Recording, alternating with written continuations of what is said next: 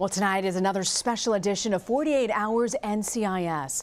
The 48 Hours team takes you inside the NCIS's most intriguing cases with the actual real-life agents who investigated them.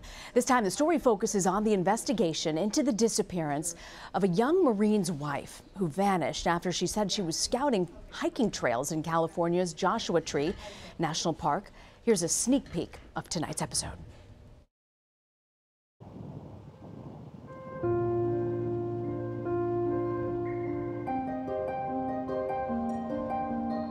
Joshua Tree National Park is a very large and desolate area.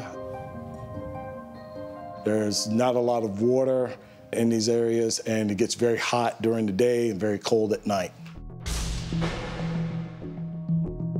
It's a beautiful area.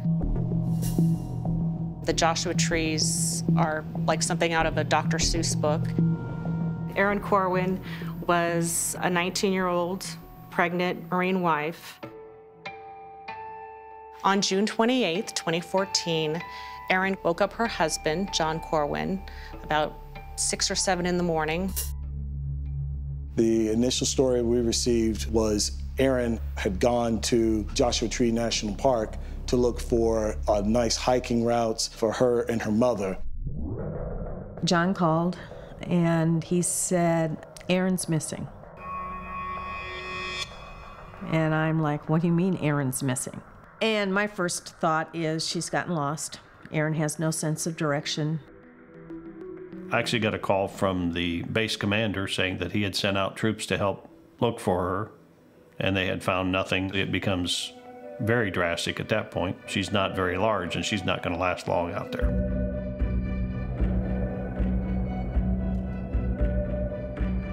There was a massive search and rescue to locate Erin Corwin. They searched in temperatures that climbed as high as 110, 115. The dogs were getting heat stroke. They even encountered killer bees. It was a really grueling, tough search. You don't know what the monster is in the dark in the closet out there. I think a lot of people first became familiar with Joshua Tree National Park through the album Joshua Tree by the Irish band U2 that came out in the 1980s. And there's a song on that album called Mothers of the Disappeared. But the words really spoke with what I felt like Laura must have gone through, not knowing where her daughter was, and out in the desert where the Joshua trees were, she was out there somewhere. It was big news for such a small area. Everybody was talking about it. People were looking for her. There was buzz on base. We know that she is out there. It's just a matter of us trying to figure out exactly where.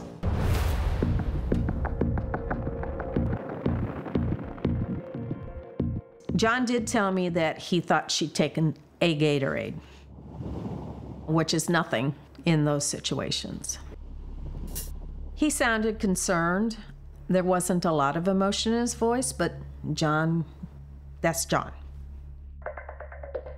There seemed to be evidence that he liked to keep an eye on Erin and make sure that he knew where she was. You're not pointing fingers. You want to find where Erin is. You're questioning him, of course. When was the last time you saw her? Where did she say she was going to go?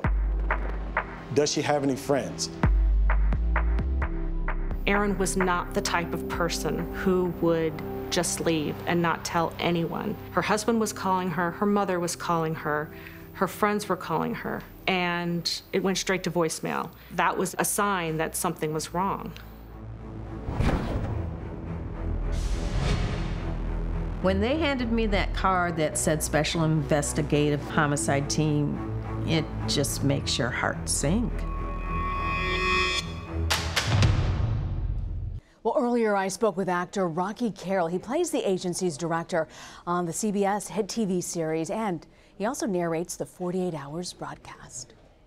So, Rocky, where did investigators start their investigation? What do you think it is that they needed to know? Well, this was a real mystery. because NCIS agents determined that she had not gone out scouting for trails like she told her husband. They concluded that Erin was actually involved with another Marine, and they needed to find out if that was related to her disappearance. At this point, what are really the challenges that the investigators needed to overcome? The NCIS agents developed a theory that Erin had met foul play.